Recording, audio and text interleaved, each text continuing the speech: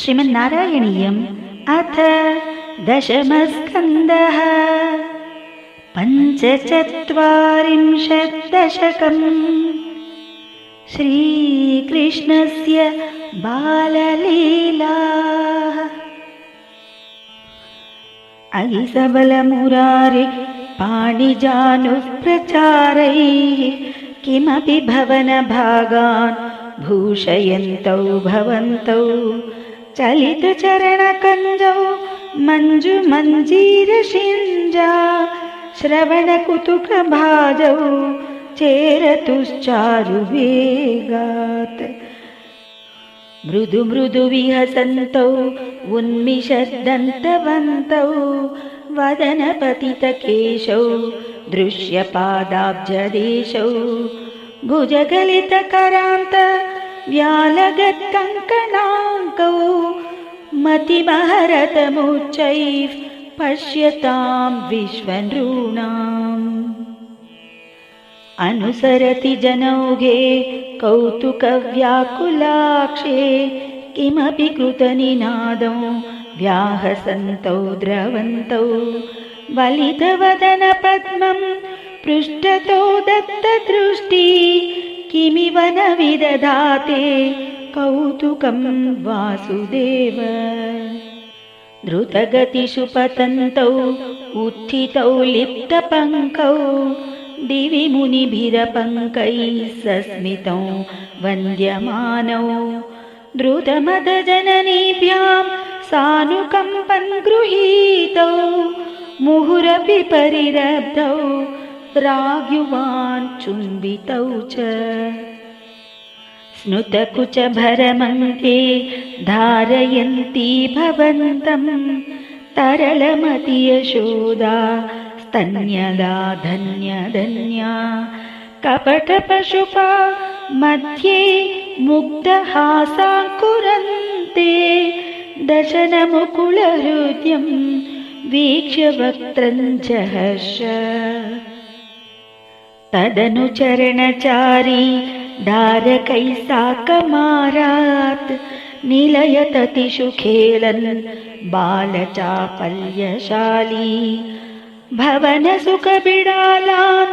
वत्सकांश्चानुधावन् कथमपि कृतहासैर्गोपकैर्वारितो भूः हलधरसहितस्त्वं यत्र यत्रोपयातो विवशपतितनेत्रास्तत्र तत्रैव गोप्यः विगलितगृहकृत्या विस्मृतापत्यभृत्या मुरहरा मुहुरत्यं ताकुला नित्यमासन् प्रतिनवनवनीतं गोपिका दत्तमिच्छन् कलपदमुपगायन् कोमलं क्वापि नृत्यन् सदय युवतिलोकैर्अर्पितं सर्पिरश्नन् क्वचन नवविपक्वन्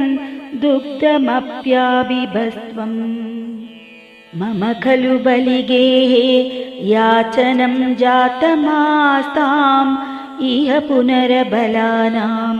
अग्रतो नैव कुर्वे इति विहितमते किं देव सन्त्यज्य याञ्चां दधिकृतमहरस्त्वं चारुणा चोरणेन तव दधिकृतमोषे घोषयोषा जनानाम् अभजत हृदि रोषो नावकाशं न शोकः हृदयमपि मुषित्वा हर्षसिन्धौ न्यधास्त्वं समम समयरोगान् वातगेहाधिनाथ शाकाग्रेत विधुं विलोक्य फलमित्यं वाञ्छतातं मुहुः सम्प्रार्थ्यात तदा तदीयवचसा प्रोक्षिप्तबाहुत्वयि चित्रं देव शशिसते करमगात् किं ब्रूमहे सम्पतः ज्योतिर्मण्डल पूरिता किल वपुः प्रागा विराट् रूपताम् किं बतेत मिति सम्भ्रमभाजनेनं ब्रह्मार्णवे क्षणममुं परिमज्यतातं माया पुनस्तनय मोहमयीं वितन्वन् आनन्दचिन्मय जगन्मय पाहि रोगात् श्रीकृष्ण शरणं मम सर्वत्र गोविन्द